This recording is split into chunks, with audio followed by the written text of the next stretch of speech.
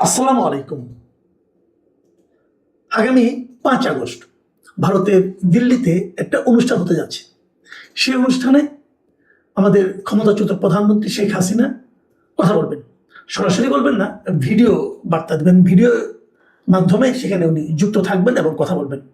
সেখানে সাংবাদিকরা থাকবেন এবং বেশ একটা অনুষ্ঠানের আয়োজন করা হয়েছে এবং সেই অনুষ্ঠানে প্রধানমন্ত্রীর পুত্র জয় থাকবেন, বাংলাদেশের সাবেক যে শিক্ষামন্ত্রী মিস্টার নওফেল তারা থাকবেন, এরকম আরও অনেকেই থাকবেন।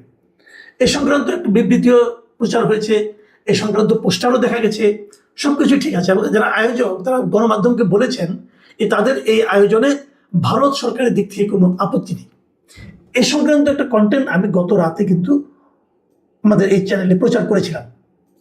কিন্তু আমরা এখানে একটা জিনিস দেখলাম যে শেষ পর্যন্ত প্রধানমন্ত্রী সেখানে ভিডিও বার্তা দিবেন কিনা, ভিডিওর মাধ্যমে উপস্থিত থাকবেন কিনা, এটা কিন্তু এখনো 5 তারিখ না আসলে আপনি বুঝতে পারবেন না। হয়তো এখন পর্যন্ত তারা প্রচার করছে মানুষের মনোযোগ আকর্ষণের জন্য এবং স্বাভাবিকভাবে মনোযোগ আকর্ষিত হয়েছে। ঢাকা ভারতের প্রথম শ্রেণীর যে দৈনিকগুলো, প্রধান যে দৈনিকগুলো, প্রায় সবাই কিন্তু এই নিউজটা বেশ গুরুত্ব দিয়ে প্রচার করেছে এবং তারা বলেছে যে ক্ষমতাচ্যুত হওয়ার ঠিক 2 বছরের মাথায় 24-এর 5ই আগস্ট উনি ক্ষমতাচ্যুত হয়েছিলেন এবং 26-এর 5ই আগস্ট উনি প্রথম প্রকাশ্যে আসছেন। এবং এটা শোনার পর আমার মধ্যে একটা আগ্রহ ছিল। আমার আগ্রহটা জন্ম নিয়েছে এই কারণে যে আমি আসলে দেখতে চাই যে 2 বছরে ওনার চেহারার কি পরিবর্তন হয়েছে। একটা কথা মাথায় রাখবেন, ক্ষমতা কিন্তু খুব ভালো টনিক। অনেক সময়কে দেখা যায় যে ক্ষমতায় যখন কেউ থাকে তার স্বাস্থ্য বয়স হলেও বোঝা যায় না, আবার ক্ষমতাচ্যুত হওয়ার পর দ্রুতই স্বাস্থ্য ভেঙে পড়ে। তো আমার খুব একটা আগ্রহ ছিল যে এই 2 বছরের ক্ষমতার বাইরে থাকার কারণ এবং এরই মধ্যে বাংলাদেশের আন্তর্জাতিক অপরাধ ট্রাইব্যুনালে ওনার জন্য মৃত্যুদণ্ডের আদেশ হওয়া, এই সমস্ত ঘটনা নিশ্চয়ই তার মধ্যে একটা প্রভাব ফেলেছে। সেই প্রভাবের প্রতিক্রিয়া ওনার চেহারায়, ওনার শরীরে, ওনার স্বাস্থ্যে পড়েছে কিনা, পড়লে কতটুকু পড়েছে, এটা দেখার ব্যাপারে আমার একটা কৌতূহল ছিল। তো সেটা আদৌ পূরণ হবে কিনা আমি জানি না, কারণ আমি নিজেও বুঝতে পারছি না। কারণ এর মধ্যে যুক্তরাষ্ট্রের আমাদের কিছু কিছু বন্ধু বান্ধব যারা আছেন ওখানে সাংবাদিকতা করেন, তাদের মধ্যে কেউ কেউ জানিয়েছেন যে উনি হয়তো শেষ পর্যন্ত ভিডিও বার্তায় উপস্থিত হবেন না, ভিডিওর মাধ্যমে। আমি জানি না আসলে কি হবে, কিন্তু আমার কাছে যে জিনিসটা খুব গুরুত্বপূর্ণ মনে হয়েছে, এই বিষয়টা বিভিন্ন মিডিয়াতে আসার পর বাংলাদেশ সরকারের যে পররাষ্ট্র মন্ত্রণালয় তাদের যে প্রতিক্রিয়া, এটা আমাকে একটু কৌতূহলী করে তুলেছে। দেখুন, দুটো ঘটনা বলি। একটা হলো যে আমাদের পররাষ্ট্র বিষয়ক যিনি উপদেষ্টা আছেন মিস্টার হুমায়ুন কবির, তার সঙ্গে সোমবার বিকেলে ভারতে নিযুক্ত হাইকমিশনার দীনেশ ত্রিবেদীর একটা সৌজন্য সাক্ষাৎ হয়েছে। দীনেশ ত্রিবেদী পিএম অফিসে গিয়েছিলেন তেজগাঁওতে, সেখানেই হুমায়ুন কবির সাহেব বসেন, সেখানে ওনার সঙ্গে ওনার দেখা হয়েছে এবং এই দেখা হওয়ার সময় হুমায়ুন কবির সাহেব সরাসরি বলেছেন যেন ভারত শেখ হাসিনাকে এ ধরনের একটা ভিডিও উপস্থিতি যেন না করতে পারে। উনি কি বলেছেন আমি যদি আপনাদেরকে একটু পড়ে শোনাই তাহলে আপনারা বুঝতে পারবেন। উনি বলেছেন যে পলাতক শেখ হাসিনা সহ কার্যক্রম নিষিদ্ধ সংগঠনের কোনো ব্যক্তি যাতে ভারতের ভূখণ্ড ব্যবহার করে রাজনৈতিক বক্তব্য প্রদান বা বাংলাদেশের অভ্যন্তরে অস্থিতিশীলতা সৃষ্টির উদ্দেশ্যে কোনো কর্মকাণ্ড পরিচালনা করতে না পারেন সে বিষয়ে ভারতের সহযোগিতা প্রত্যাশা করে বাংলাদেশ। এবং তিনি এটাও বলেছেন একটু হুমকির মতো, সেটা হচ্ছে যে এই ধরনের কার্যক্রম দ্বিপক্ষীয় সম্পর্কের ইতিবাচক অগ্রগতিকে ক্ষতিগ্রস্ত করতে পারে। তো এই কথা বলার পর দীনেশ ত্রিবেদী থেকে বলেছেন যে উনি যথাযথভাবে এই ব্যাপারটা বিবেচনা করবেন এবং প্রয়োজনীয় খোঁজখবর নেবেন, এই বলেছেন উনি। আসলে এটাই কূটনৈতিক ভাষা।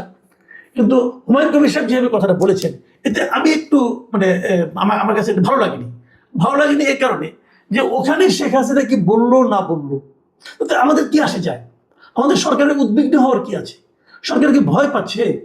শেখ হাসিনা ভিডিওতে কিছু একটা বললেন, তাদের বাংলাদেশের কি কি সমস্যা, এটা কেউ না কেউ বলতেই পারে।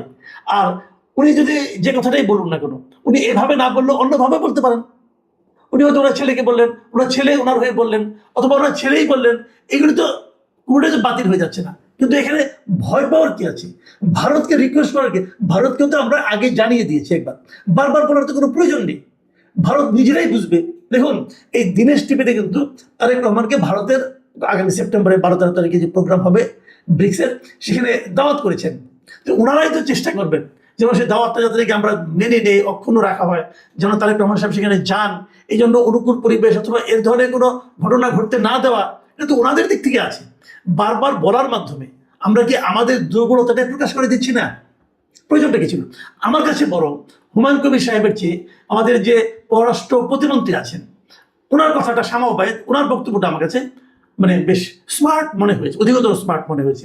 উনি কি বলেছেন শুনেন, বাংলাদেশ প্রতিদিনে ওনার নিউজটা আছে, আমি শিরোনামটা দেখেন কি লিখেছে, সাজাপ্রাপ্ত আসামির মন্তব্যের জবাব দেওয়ার সময় সরকারের নেই।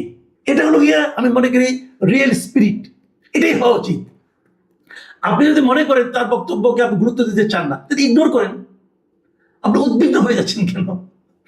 আমি একটা জিনিস এটা বুঝতে পারি না। দেখুন উনি কি বলেছেন, ওনাকে সাংবাদিকরা বেশ অনেকগুলো প্রশ্ন করেছিল, এই অনলাইন মিটিং এর সম্বন্ধে বলা হয়েছিল, সেখানে উনি কি উত্তরটা দিয়েছেন শুনুন। উনি বলেছেন, সম্প্রতি ভারতের নতুন হাই কমিশনার এসেছেন, তার সঙ্গে আমাদের অত্যন্ত সৌহার্দ্যপূর্ণ আলোচনা হয়েছে। আমরা ভারতের সঙ্গে একটু দূরদর্শী দৃষ্টিভঙ্গি নিয়ে এগোচ্ছি। এই সম্পর্ক ক্ষতিগ্রস্ত হোক তা আমরাও চাই না, এবং আমার গভীর বিশ্বাস ভারতও তো চায় না, ভারতও তা চায় না। এই যে বক্তব্যটা, এটা হলো প্রকৃত প্রস্তাবে একটা কূটনৈতিক বক্তব্য। এইভাবেই বক্তব্য দেওয়া উচিত। আপনি উদ্বিগ্ন হবেন কেন? উদ্বিগ্ন হওয়ার কি আছে রে ভাই? তো আমি জানি না। এবং উনি পরে এই কথাটা বলেছেন যে কে কি বললো, মানে এই বিষয়টা নিয়ে আমাদের ওখানে কে কথায় বললো না বললো, এটা নিয়ে আমাদের কোনো কিছু বলার নাই। যেমন ওনারা বলেছেন যে ওনাকে জিজ্ঞাসা করছে ওনাকে, যদি এই ধরনের অনুষ্ঠান হয় তাহলে কি দু দেশের সম্পর্কের যে উন্নয়ন হচ্ছে, উন্নয়নের যে সম্ভাবনা তৈরি হয়েছে, সেটা ক্ষতিগ্রস্ত হবে কিনা। দেখেন দেখেন সামাবাহিক কি বলেছেন, উনি বলেছেন যে অবশ্যই এটা ক্ষতি করতে পারে, তবে আমরা তো সেটা চাচ্ছি না। আমি মনে করি বাংলাদেশের মানুষও চায় না এবং সরকারও চায় না যে ভারতের সঙ্গে আমাদের সম্পর্ক নেতিবাচক হোক। আমরা চাই সম্পর্ক আরো উন্নত হোক, এবং তা উন্নতির দিকেই যাচ্ছে।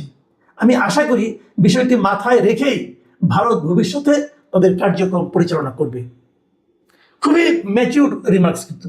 তো আমিও সেগুলি বলি যে এখানে উদ্বিগ্ন হওয়ার মতো কিছু নাই। আপনি যত উদ্বিগ্ন হবেন তত কিন্তু উদ্বেগ আপনাকে পেয়ে বসবে। মাথায় রাখবেন, এখন কিন্তু অনলাইনের যুগ রে ভাই। এবং আমি তো এটাও মনে করি যে শেখ হাসিনার বক্তব্য এদেশে প্রচার করা যাবে না বলে যে নিষেধাজ্ঞা আদালতের আছে, আমার কাছে ওটাও গ্রহণযোগ্য মনে হয় না। কেন আপনি তাকে তার কথা প্রচার করতে দিবেন না? তার কথা প্রচার করতে না দেওয়ার আপনার যে আদেশ, এই আদেশ কি বাস্তবায়িত হচ্ছে? সবাই তো প্রচার করতেছে। তো যে আদেশ কেউ বাস্তবায়ন করে না, যে আদেশ কেউ মানে না, সেটা দেওয়ার মাধ্যমে আপনার অবস্থানটা যে মানুষের কাছে হাস্যকর হয়ে যায়। এ ধরনের আদেশ দিতে যান কেন? আর তাছাড়া সবচেয়ে বড় কথা হলো, আপনি থামাবেন কিভাবে? এখনকার আগের দুনিয়া আছে নাকি ভাই? মুহূর্তে সারা দুনিয়ায় এই সমস্ত তথ্য ছড়িয়ে যাচ্ছে, মুহূর্তে সারা দুনিয়ার থেকে আমাদের এখানে চলে আসছে। তো এগুলো থামানো যায়। নিতান্ত যাদের অনলাইন সম্পর্কে কোনো ধারণা নাই, কেবল তাদের পক্ষেই এ ধরনের প্রাগৈতিহাসিক সিদ্ধান্ত দেওয়া সম্ভব। এছাড়া আর কেউ দিবেন এই ধরনের। আমার মানে ব্যাপারটা হলো এরকম, আপনি কথা বলতে দেন, যার যা ইচ্ছে বলুন। ওগুলো বললেই মহাভারত অশুদ্ধ হয় না, ওগুলো বললেই আকাশ মানে মানে ভবনের ছাদ ভেঙে মাথার উপর পড়ে না। বরঞ্চ তারা যত বেশি বলবে সেগুলো নিয়ে মানুষ তত বেশি আলোচনা করবে, মানুষ ভুল ভ্রান্তি ধরতে পারবে। কিন্তু যখন আপনি কথা বলতে না দেবেন, তখন হবে কি, মানুষ ভাববে যে কেন সরকার ভয় পাচ্ছে, তাহলে উনি এমন কি বলবেন যেটা বললে পরে সরকারের ভিত নড়ে যাবে। মানুষ কিন্তু এভাবে কল্পনা করবে। আমি মনে করি যে মানুষের বোঝার ক্ষমতাটা প্রতি আপনাদের একটা শ্রদ্ধাবোধ থাকা উচিত। যে যা বলার তাকে তার মতো করে বলতে দেন, যার যা রাজনীতি তাকে করতে দেন। মানুষকে সিদ্ধান্ত নিতে দেন। মানুষ জানে কি সিদ্ধান্ত নিতে হবে। জনগণের এই সিদ্ধান্ত নেওয়ার যে ক্ষমতা, এটার প্রতি আপনাদের যদি আস্থা কমে যায়, তাহলে বুঝবেন আপনার সিংহাসন এমনিই নড়বড় করতে থাকবে। জনগণের উপর আস্থা রাখুন। যদি জনগণের সরকার হতে চান, জনগণের উপর আস্থা রাখুন, আর জনগণের মন জয়ের চেষ্টা করুন।